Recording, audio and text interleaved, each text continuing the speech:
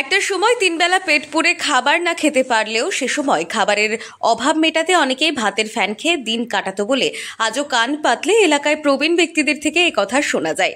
বিশ্বের একাধিক সভ্যতায় প্রাচীনকাল থেকে বিভিন্নভাবে ভাতের ফ্যান ব্যবহৃত হয়ে আসছে, কিন্তু আজকের দিনে ভাতের ফ্যান সকলেই ফেলে দেয়। কিন্তু এই ভাতের ফ্যানেই লুকিয়ে আছে একাধিক পুষ্টিগুণ।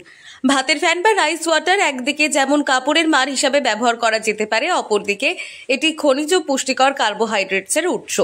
ভাতের ফ্যান বা রাইস ওয়াটার আমাদের শরীরে কতটা উপকারী সে বিষয়ে পরামর্শ দিলেন বসিরহাট স্বাস্থ্য জেলার উপমুখ্য স্বাস্থ্য আধিকারিক ডক্টর শ্যামল কুমার বিশ্বাস। যেটাকে আমরা খাই না, আমরা যেটাকে মার বলি, আমরা যেটাকে ফ্যান বলি, সেটা কি কোনো সায়েন্টিফিক গুরুত্ব আছে? সেটার মধ্যে কি কোনো নিউট্রিশনাল ভ্যালু আছে? একটু খুঁজে দেখার চেষ্টা করি সত্যি সত্যি কোনো ভ্যালু আছে কিনা। প্রথমেই বলি, যে জিনিসটাকে আমরা ফেলে দিচ্ছি সেটা শুধু নিউট্রিশনাল ভ্যালু আছে তাই নয়, রোগ প্রতিরোধ ক্ষমতা বলুন, রোগের ট্রিটমেন্ট বলুন, মানুষের ইমিউনিটি বলুন, একটা অত্যন্ত মূল্যবান, অত্যন্ত অত্যাবশ্যকীয় একটা বস্তুকে আমরা প্রতিদিন ভাত রান্না করার পরে ফেলে দেই। কেন বলছি এ কথা একটু বিশদে ব্যাখ্যা করি। যেমন ধরুন স্বাস্থ্য, আমাদের হেলথে দেখবেন আমাদের অ্যান্টিহিস্টামিনিক এফেক্ট অর্থাৎ অ্যাস্ট্রিনজেন্ট এফেক্ট আমরা বলি, অর্থাৎ অ্যালার্জির প্রতিরোধ, অ্যালার্জির বিরুদ্ধে যে প্রতিরোধ আমরা ওষুধ ব্যবহার করি, ধরুন লিভোসেট্রিজিন বা সেট্রিজিন, বিভিন্ন ওষুধ ব্যবহার করি, কিন্তু এই ভাতের মারের মধ্যে রয়েছে সেই অ্যাস্ট্রিনজেন্ট প্রপার্টি। যে অ্যাস্ট্রিনজেন্ট প্রপার্টি আপনার ব্রণ বলুন, পিম্পল বলুন, যেগুলো মুখে হয় সেগুলোকে রোধ করে।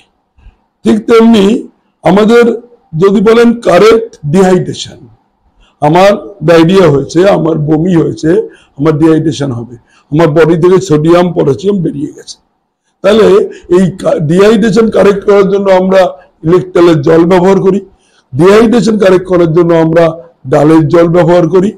ঠিক তেমনি মার হচ্ছে এমনই একটা বস্তু যেটা কিন্তু এই ডিহাইড্রেশনকে কারেক্ট করে। আবার যদি আরেকটু এগিয়ে যাই, আমার ডাইজেশন ক্ষমতা, আমি কতটা ডাইজেস্ট করতে পারবো, আমার কতটা ভালোভাবে ডাইজেস্ট হবে, এই ডাইজেস্টিং ক্ষমতাকে বাড়িয়ে দেয় কিন্তু এই মার, যাকে বলে ফ্যান। কি করে বাড়ায় আপনি এটা আমরা জানি, এই মারে কিন্তু প্রচুর ফাইবার আছে, মারে রয়েছে অনেক rich in minerals, rich in antioxidant, ফলে এই মার কিন্তু ডাইজেশন ক্ষমতা বাড়িয়ে দেয়।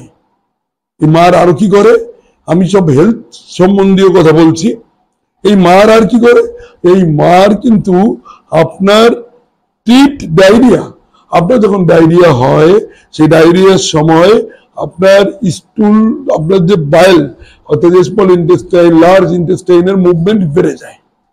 আমরা এই মুভমেন্ট কমানোর জন্য মেডিকেল সায়েন্সে অনেক ওষুধ ব্যবহার করি, কিন্তু ভাতের মারের মধ্যে একটা কোয়ালিটি আছে যে যদি আপনার যে ডায়রিয়া হয় তাহলে ভাতের মার যদি খান তাহলে কিন্তু আপনার বায়োল মুভমেন্টটাকে কমিয়ে দেবে। তার সঙ্গে কি করবে, আপনার স্টুলটাকে বাল্কি ফর্ম করবে, আপনার স্টুলটাকে ফার্ম ফর্ম করবে, অর্থাৎ ডায়রিয়াতে ভাতের মারের একটা উল্লেখযোগ্য ভূমিকা রয়েছে। তারপরে কি করে ভাতের মার, আপনার এনার্জিটাকে বাড়িয়ে দেয়, বুস্ট ইওর এনার্জি। ভাতের মার এই নিউট্রিটিভ যে ভ্যালু তার মধ্যে রয়েছে আপনার এনার্জিকে বাড়িয়ে দেবে। আর কি করবে, ভাতের মার আপনার ইমিউনিটিটাকে বুস্ট আপ করে। বাচ্চা যদি ভাতের মার খায়, আমরা 6 মাস অব্দি আমরা বলি শুধু বুকের দুধ খাবে, তার বাইরে কিছু খাবে না। তারপরে যদি আমরা ভাতের মার খাওয়াই তাহলে বাচ্চার ইমিউনিটি বুস্ট আপ হয়।